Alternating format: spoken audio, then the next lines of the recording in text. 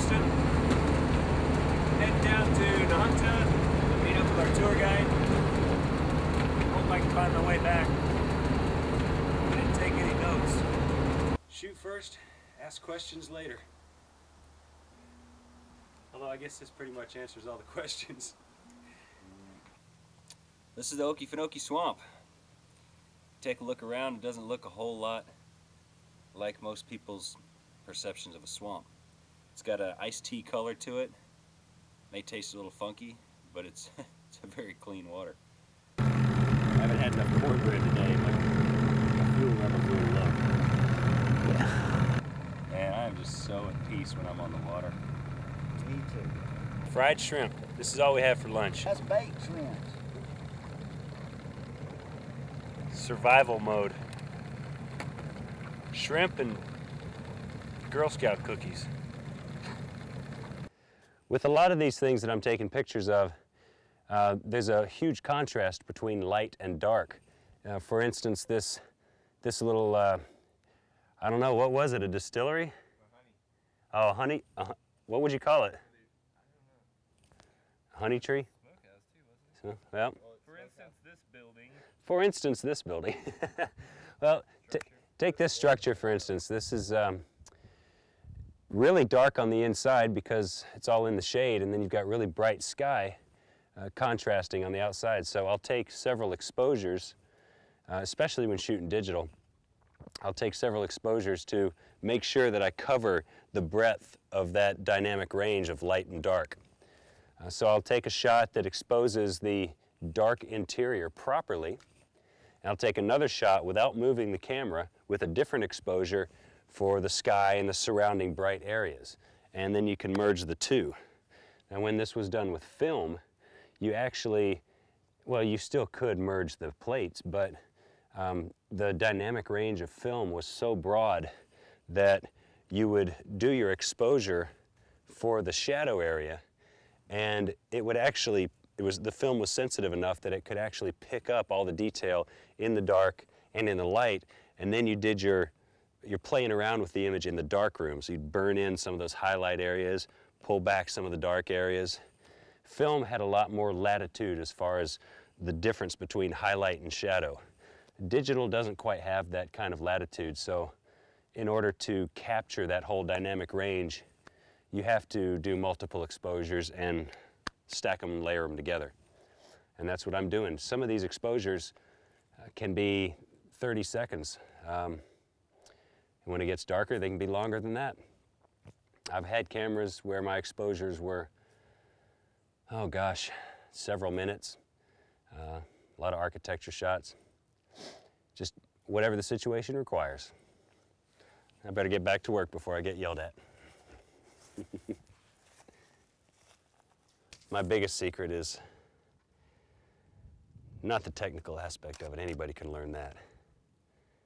It's feeling a place out. Feeling the vibe of whatever it is that makes you want to take a picture of that place in the first place. You know, you'll be driving by something, you stop on the side of the road to go take a picture of it because you think it looks cool. And you get home and, you know, there's nothing impressive about that picture. And you wonder, you know, what happened? You thought the place was really neat looking. Why can't you get a picture of it that makes you feel the same way? Well, what you have to do is concentrate on what about that scene was so interesting to you. And you focus on that, no pun intended, and make that the storyteller part of your image. You find out what about that scene drew you to it. It may take you several minutes, maybe longer, to figure out what drew you to that particular place. But once you figure it out, then you can capitalize on it, and that's when the pictures really start looking good. Not that I would know, but it's really fun shooting out here. You get to explore and kind of imagine what this place must have been like back in the 20s when it was a bustling theater in a little boom town. You imagine, you know, who was sitting in these seats. They got the projector room, which is still more or less intact. It's a mess, but it's intact. You wonder what movies they showed. You get on stage, you get backstage, you get down into the dressing rooms, the tiny little dressing rooms, and you think about what these actors were doing when they were preparing for a show. They even have a little room on the side down there with a huge door that they kept animals in. For what shows, I have no idea. But it's exciting to explore. Maybe if you have that explorer kind of personality, it's fun to go digging around in every nook and cranny and seeing what's going on. But you gotta be real careful because this place is rotted out. And you don't want to go falling through all the way down into the basement and wind up in some air duct. But this is the Fullerton Fox Theater, and in a few years this will be restored to its former glory. And right now they're showing movies on the back wall of the theater out in the parking lot, helping raise a little bit of money for it, but also getting people back into the idea that this theater is still alive.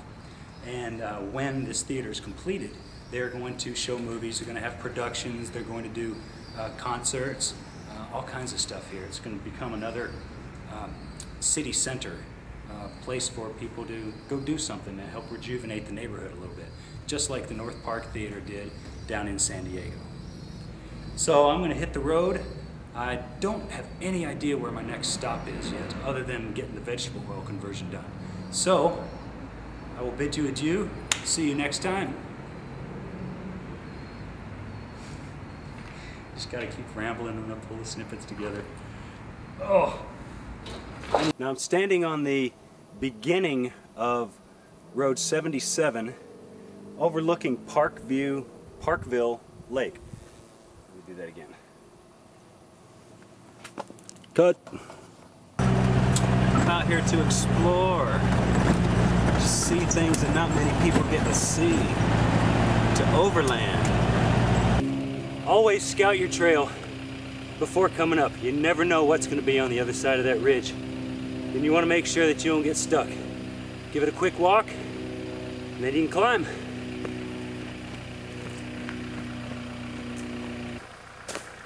And once again, scout your trail. Make sure there's nothing dangerous that's going to get you stuck or turn you over. You don't want to get stuck on something like this and not be able to get out, especially if you're alone. So I've just scouted my trail. I'm going to head back down and drive up. And I try to pick up people's trash along the way. People can be so inconsiderate.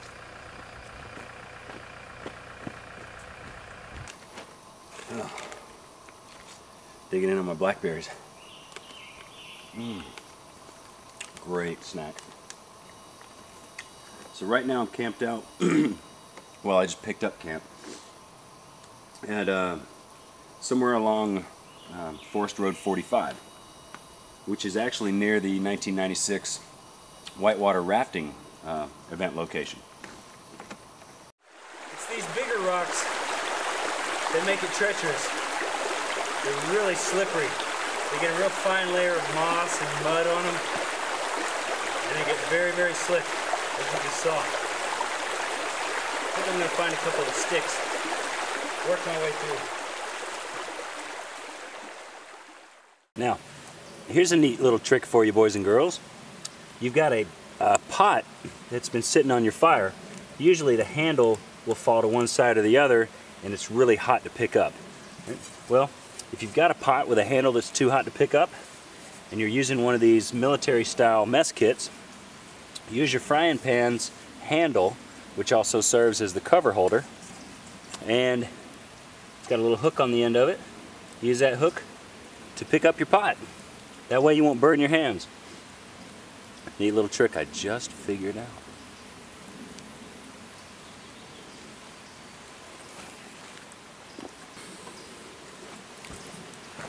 Oh, and it also works for picking up hot grills that you need to move out of the way so you can build up your fire again.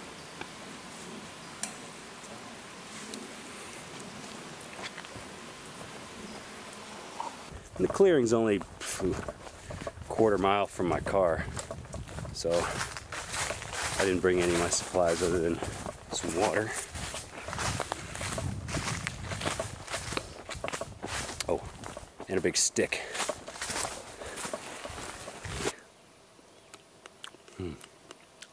Oh, that's fantastic. Oh, that's great. Not that I'm starving for food or anything, but a nice little treat like that is, well, just that, a nice little treat. Aren't the woods wonderful? That's a big bag full of berries. Mom used to take my brother and I out into the country in Alpharetta. Well, back when Alpharetta was still country, not country clubs. She'd take us out into the country along some old dirt roads like this one, and we'd pick blackberries for half a day. Get a lot more than this, be my brother, my mom, myself. Back then I complained like every little kid would, but I'm glad I did it because now I know how to do it, and I know the bounty that you can get by just a little diligence. Oh, these things are so good too. Oh, that one was perfect. Nice and sweet. It's gonna be good. Thanks, Mom. Now that was fantastic. It was refreshing, cold, clean, invigorating. Still tired, but now I have the boost of energy to continue down the trail. I feel like a new man. My trick to lighting a fire doesn't involve rubbing sticks together or finding a bunch of beautiful goose down type of tinder. Just find a few sticks, lay down some of my vegetable oil soaked rags. As most of you know, vehicles run on vegetable oil, and filtering and cleaning that vegetable oil gets really messy. So I've constantly got a great supply of rags soaked with this oil that I can use as my fire starter. These blue ones are those Kimberly-Clark shop towels that were donated to me. Fantastic for cleaning up. They're actually even washable. Well, probably not once you get them to this stage. But these bad boys are soaked up in vegetable oil. So they're going to make a great, great fire starter. And then all I do is put together a little pyramid of sticks so that they have sort of a chimney effect. That should be a good start. And then an indispensable tool for being out in the woods.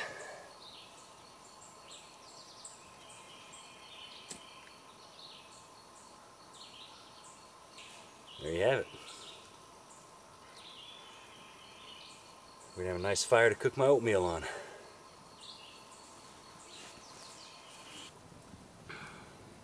Well, camp is set up. Got the fire going, getting ready to cook some food. Got my tent set up, nice little clearing here, collected some firewood. Ready to settle in for the night. So, I'm gonna relax tonight. I'm worn out from hiking. Fortunately, I wasn't carrying around a bunch of gear, but I am pooped, and we'll get up bright and early tomorrow and try it again.